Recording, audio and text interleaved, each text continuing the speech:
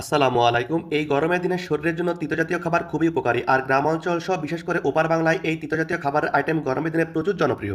আজকে আপনাদেরকে দেখাবো একদম জালি নিম গাছের ফুল দিয়ে আলু ভর্তা, খুবই স্পেশাল একটি আইটেম। গরম গরম লাল চালের ভাতের সাথে সকালে বা রাতে এই ভর্তাটি কিন্তু দারুণ রকম জমবে। এই যে সামনে বৈশাখ জ্যৈষ্ঠ মাস আর গরমের দিনে আপনারা একটু তিতজাতীয় আইটেম অবশ্যই খাবেন, এটা শরীরের জন্য খুবই স্বাস্থ্যকর। ওপার বাংলা সহ গ্রামাঞ্চলে সাধারণত নিম শিম, নিম বেগুন, নিম পাতাতে ছোট মাছের চচ্চড়ি, নিম পাতার ভর্তা সহ কত আইটেম যে খাওয়া হয় তা আপনারা হয়তো নামও জানেন না। সামনে আপনাদেরকে আমরাও ইনশাআল্লাহ মজার মজার এই নিম পাতা দিয়ে নতুন নতুন খাবারের আইটেম দেখাবো ইনশাআল্লাহ। তাহলে চলুন আজকের মতো শুরু করা যাক। আজকে নিম পাতার ফুল দিয়ে আলু ভর্তা করবো আমরা। এজন্য নিম গাছ থেকে একদম টাটকা নিমের ফুলগুলোকে ছেড়ে নিলাম। খুবই জালি জালি ফুল, দেখতেই পাচ্ছেন। আমরা এগুলোকে বেছে নিলাম। এরপর দুইটা আলুকে মাছ থেকে চিড়ে নিয়ে আমরা সিদ্ধ করে নিলাম সুন্দর করে, এবং এরপর যে খোসাগুলো ছিল সেগুলো ছাড়িয়ে নিলাম। আপনাদেরকে আরেকটা বিষয় জানিয়ে রাখি, এই নিম পাতার ফুল দিয়ে আলু ভর্তাটা কিন্তু একটু অবশ্যই তিতো লাগবে। অবশ্যই এটা আপনারা গরম ভাতে খেয়ে নেবেন। নিমের জালি ফুলগুলোকে বেছে নেওয়ার পরে আলুটাও সিদ্ধ করে আমরা ছাড়িয়ে নিলাম। এখন আমরা ভর্তা করার জন্য পেঁয়াজ এবং কাঁচামরিচটাকে সুন্দর করে কুচি কুচি করে কেটে নিচ্ছি। আপনারা যেরকম বাড়িতে আলু ভর্তা করেন আমরাও ঠিক সেরকম ভাবেই করবো, শুধুমাত্র এই নিমের ফুল দেওয়ার কারণে এটা একটু স্পেশাল হবে।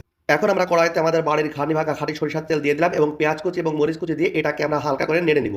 এর ভিতর আমরা একটু ঝাল বেশি হওয়ার জন্য দুইটা শুকনো মরিচ দিয়ে দিলাম এবং এটাকে হালকা করে লাল করে ভেজে নেওয়ার পর্যন্ত আমরা নাড়তেই থাকবো। এখন আমাদের ভর্তার যে মূল উপকরণ নিম পাতার কচি ফুল এবং নিম পাতা, সেটাকে আমরা এর ভিতর দিয়েও এটাকে সুন্দর করে আস্তে আস্তে ভাজতে থাকবো।